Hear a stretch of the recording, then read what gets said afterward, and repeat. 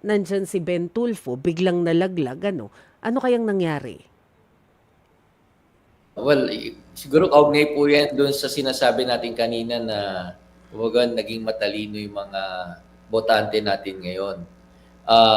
Matalino in the sense na ayaw na nila, nireject nila yung mga dynasties. That's one.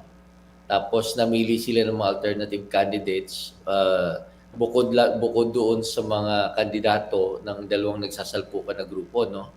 Ah, Tapos ginamit nila yung kanilang pagiging tech savvy para alamin kung may kakayahan ba talaga yung mga kandidato na i-perform yung kanilang trabaho kung sakaling sila ay mahalal.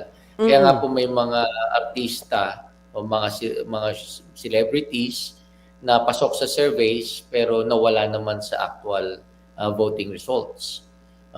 Tapos yung may mga miyembro rin ng mga dynasties ah, na nawala rin, ano? O kaya mga seasoned politicians na nawala rin. So, masasabi ho natin na sa ganung lagay, ginamit ng mga Pilipinong botante yung kanilang talino. Sabi mo nga, sir, kanina wala nang bobotante. Parang nababawasan na eh, no? Pero, masasabi ba natin na sa puntong ito, hindi na talaga personality-based yung nagiging pagpili natin ng mga ihahalal sa pwesto? Mas nagiging issue-based na ba tayo? Mas aware na ba yung mabotante?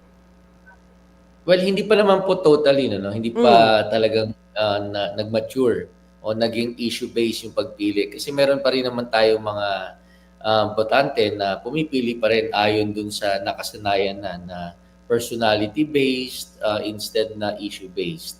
But what we are seeing here in the midterm elections is that kumbaga man, there is this is a good development that can be sustained.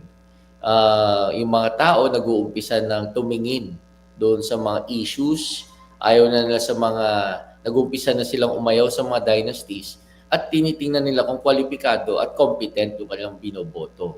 So hopefully, magtuloy-tuloy ito hanggang sa mga susunod na election, sa 2028 elections at saka lampas pa doon, ano? Sana magtuloy-tuloy ito kasi kung halimbawa hindi kayang gawan ng ating kongreso, no, hindi nila kaya magpasa ng isang anti-dynasty law, at least yung mga tao gumagawa ng paraan.